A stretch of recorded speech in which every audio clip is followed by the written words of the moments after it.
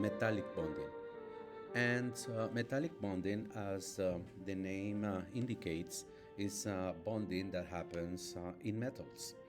What we see here, represented in purple and positive, is the nuclei of the metal. Imagine that all this section is a metal, and we see the purple positive, the nuclei of the metal.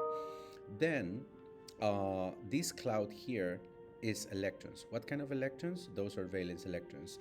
But in a metallic bond, the electrons, the valence electrons, do not belong to a specific metal.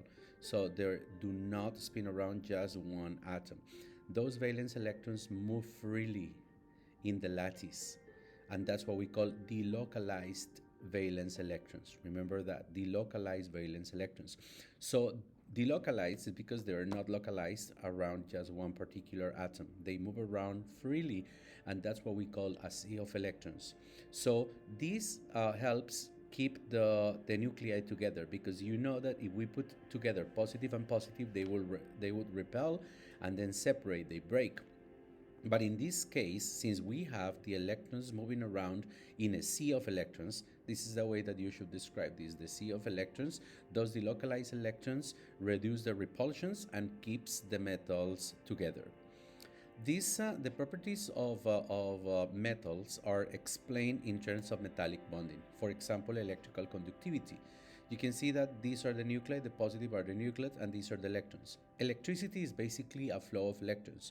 So when it gets into the metal, then it pushes the electrons that are already moving around, and then those electrons come out on the other sides. So that means that electrical conductivity is happening through the metal because the electrons are moving freely. So that's why the metals are very good conductors of electricity.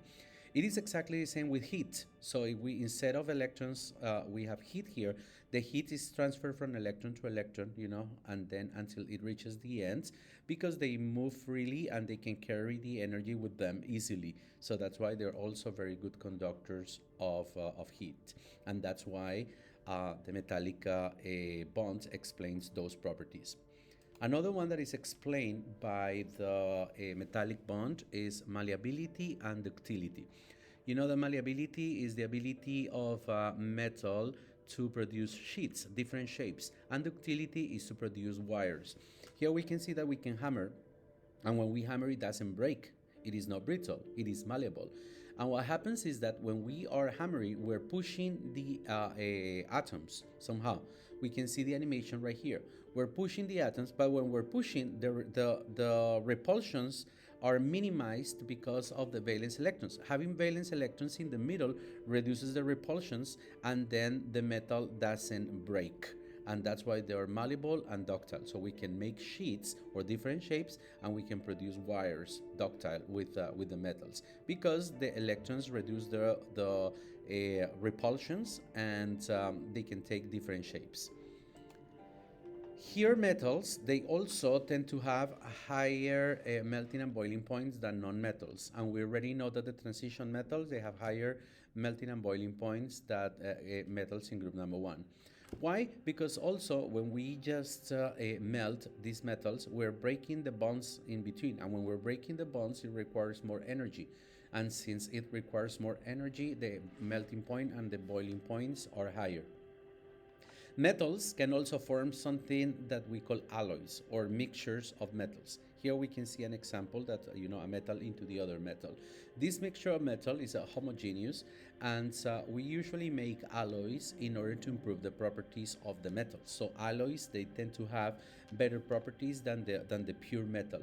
So for example, gold, pure gold, 24 karat gold, is very soft.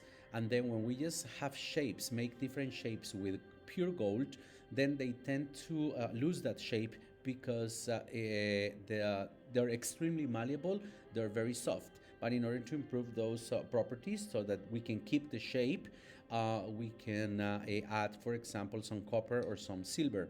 There are also other alloys that we're going to study later, like steel.